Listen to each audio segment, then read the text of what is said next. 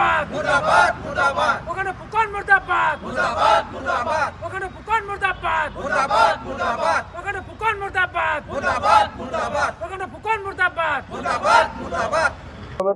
মানে সেইটো বহুত দুখৰ বিষয় লাজৰ বিষয় কাৰণ মানুহ এজন যেতিয়া নাম এটা যেতিয়া ৰাজ্যিক সমিতিয়ে ভাৰতীয় জনতা পাৰ্টিৰ ৰাজ্যিক সমিতি নিৰ্বাচন বিষয়ে ঘোষণা কৰাৰ পাছত 7 দিন মুকলি যোৱাৰ পাছত যদি আৰু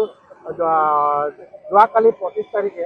আৰু এটা নাম যিহেতু মণ্ডল প্ৰেচিডেণ্ট নাম ঘোষণা কৰিছে গতিকে মই ভাবোঁ ভাৰতীয় জনতা পাৰ্টিৰ যিটো নীতি আদৰ্শ দল আমি চিঞৰি আমাৰ মাননীয় মুখ্যমন্ত্ৰী ডাঙৰীয়াই কয় অভ্যাস কলিতা ডাঙৰীয়াই কয় কিন্তু ইয়াত কোনো ধৰণৰ নীতি আদৰ্শ আমি দেখা নাই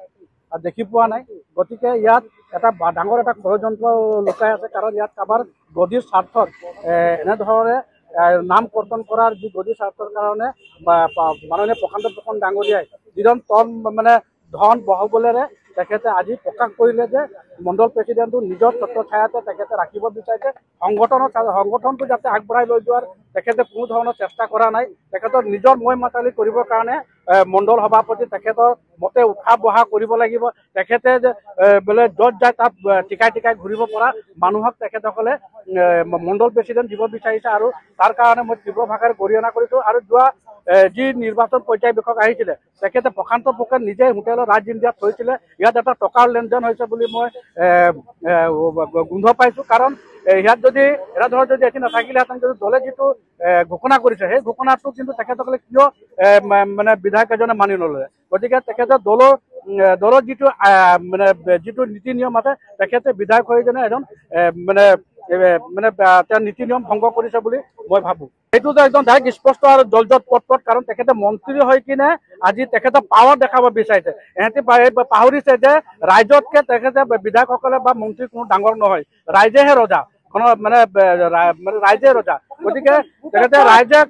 মানে যি ধৰণে মানে কথাবিলাক কয় আমাৰ চাহ জনগোষ্ঠী মানুহৰ ভিতৰত তাৰ মাধৰ্য নাথ জোঁৱাইকে আমাৰ চাহ জনগোষ্ঠী তুলংগা মন্তব্য দিছিলে যেতিয়া মোৰ নামটো যেতিয়া ঘোষণা কৰিছিলে এই বাগানীয়া তলত আমি কিবা সংগঠন কৰিম নেকি এনেকুৱা ধৰণে তেখেতে মন্তব্য আগবঢ়াইছিলে আৰু গতিকে আমি চাহ জনগোষ্ঠী বা আমাৰ চাহ জনগোষ্ঠী ভোটাৰসকলে যদি 2024 যদি ভোট নিদিলেহেঁতেন আজি হয়তো আমাৰ সোণোৱাল ডাঙৰীয়া আজি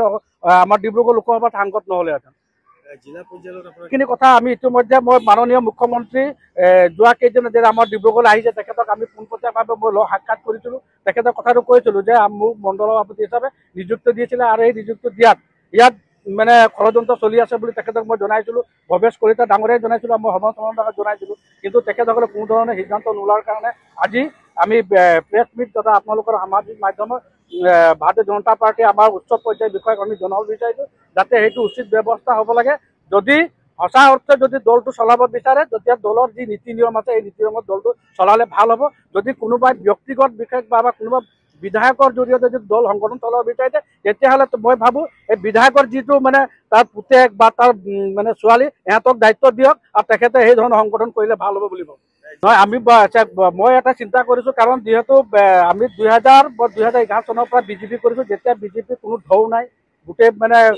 অন্য দল ৰাজনীতি একদম মানে পুৰা শাসনত আছিলে শাসন থকাৰ কাৰণে শাসনত আছিলে কিন্তু আমি সেই সময়তে বিজেপি কৰা যিটো যেতিয়া আমাৰ বিজেপি একো অৱস্থা নাছিলে আমি সেই সময়ত সংগঠন কৰি আজি শক্তিশালী হোৱাৰ কাৰণে আমাৰ নিচিনা মানুহ যি মানুহ মানে সংগঠনৰ জৰিয়তে আগবাঢ়ি গৈছে ভাল কাম কৰাৰ কাৰণে দলৰ সন্মান দিছে কিন্তু আজিৰ এই সন্মানটোৰ আজি বিপৰীত ছবি আমি দেখিব পাইছোঁ আৰু আমাক মোৰ আহ্বান যাতে মাননীয় মুখ্যমন্ত্ৰীলৈ আৰু ভৱেশ কলিতাৰ এটা অনুৰোধ যাতে এনেধৰণে যাতে ভৱিষ্যতে এনেধৰণৰ ঘটনা নঘটে তাৰ কাৰণে চকু দৃষ্টি ৰাখিবৰ কাৰণে মই ভৱেশ কলিতা মুখ্যমন্ত্ৰী ডাঙৰীয়াক হস্তক্ষেপ বিচাৰিছোঁ নিশ্চয় যি ডিব্ৰুগড় সংমণ্ডলৰ যি দায়িত্ব প্ৰদান কৰিছিল আমি নথৈ আনন্দিত হৈছিলোঁ কিন্তু এজন মানুহক দায়িত্ব দিয়াৰ পিছত যি সন্মান দিয়াৰ পিছত আজি কি এনেকুৱা কাৰণ হ'ল যি কাৰণত তেখেতক মানে সেই পদৰ পৰা তেখেতক বঞ্চিত কৰি অন্য এজনক মানে প্ৰদান কৰা হ'ল ই এক দুৰ্ভাগ্যৰ কথা দুৰ্ভাগ্যৰ বিষয় কাৰণ এজন মানুহক সন্মান দিব যদি নোৱাৰিলেহেঁতেন বা নিদিলেহেঁতেন তো তাত ক'বলগীয়া কোনো কথা নাছিলে কিন্তু সন্মান দিয়াৰ পিছত হঠাৎ এই সন্মানটো কাঢ়ি লোৱাৰ কাৰণে আমিও খুব দুখ প্ৰকাশ কৰিছোঁ আমি ডিব্ৰুগড় বাসিন্দা হিচাপে আৰু এনেকুৱা এই তুষ্টিকৰণ যি ৰাজনীতি বিজেপিৰ লোকসকলে আমাৰ চাহ জনগোষ্ঠীৰ লোকসকলক অকল বিজেপিৰ ঝাণ্ডা আৰু এই সৰু সৰু পদবিলাক দিয়ে মানে হেৰি কাম কাজবিলাক নাইকিয়া কৰিব নেকি? আমি দেখিছো চাহ জনগোষ্ঠী অধ্যুষিত অঞ্চলবিলাকত যিসমূহ মানে উন্নয়নৰ যিবিলাক কাম হৈছে, সেই ঠিকা ঠুকলি যিবিলাক কাম, সেই কামবিলাকো আমাৰ সৰ্বসাধাৰণ যিবিলাক আমাৰ শিক্ষিত যুৱক, নিবনুৱা যুৱক, সেই নিবনুৱা যুৱকসকলকো এই ঠিকা ঠুকলি কামবিলাকো দিয়া নাই। আমি দেখিছো এই কথাবিলাকে এটা কথা প্ৰমাণ কৰে যে বিজেপিত আমাৰ যিসকল কৰ্মকৰ্তা আছে সেইসকল অকল বিজেপিৰ ঝাণ্ডা য'ত ত'ত লগোৱাৰ বাহিৰে আৰু তেনেকুৱা আমি মানে ভাল কাম বিজেপিৰ যি মানে নীতি, এই নীতিক আমি ধিক্কাৰ জনাইছো। অনাগত 2026 চনত যদি এই নীতিবিলাক, এই চিন্তাধাৰাবিলাক যদি সলনি নকৰে, পৰৱৰ্তী সময়ত ইয়াৰ নিশ্চয় আমি মুঠৰ জবাব আমি দিবৰ কাৰণে অসম চাহ ছাত্ৰ সন্থাও আমি সাজু আছো আৰু আমাৰ চাহ জনগোষ্ঠীৰ ৰাইজক ইয়াৰ বাৰ্তা আমি বাগিচাই আমি প্ৰচাৰ অভিযান জৰিয়তে আমি তেখেতসকলক মানে সজাগ আৰু সচেতন কৰিম। মই ক'ব বিচাৰোঁ, যিখিনি আমাৰ বিজেপিৰ যিখিনি নীতি নিয়মখিনি ভংগ কৰি যিটো 17 তাৰিখে আমাৰ প্ৰণৱ তাঁতী যিহেতু তেখেতৰ মধ্যমণ্ডলৰ প্ৰেচিডেণ্ট ঘোষণা কৰিলে, তাৰ পাছতে নীতি নিয়মখিনি ভংগ কৰি বিজেপিয়ে এতিয়া আকৌ অন্য এজনক দিয়াৰ কাৰণে আমি গৰিহণা জনাইছোঁ। কাৰণ তেখেতে এই চৰকাৰখন এনেধৰণৰ যদি কাম অৱহেলা কৰি যায়, এই অৱহেলা কৰে, তেন্তে আৰু এই চৰকাৰ বেছি দিনৰ কাৰণে থাকিব নোৱাৰে,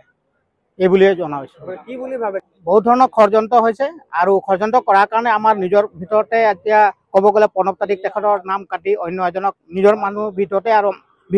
বিসম্বাদ বা বিশৃংখলা কৰিবৰ কাৰণে তেখেতে অন্য মানুহৰ নাম দি কিনে তেখেতক প্ৰেচিডেণ্ট দিছে।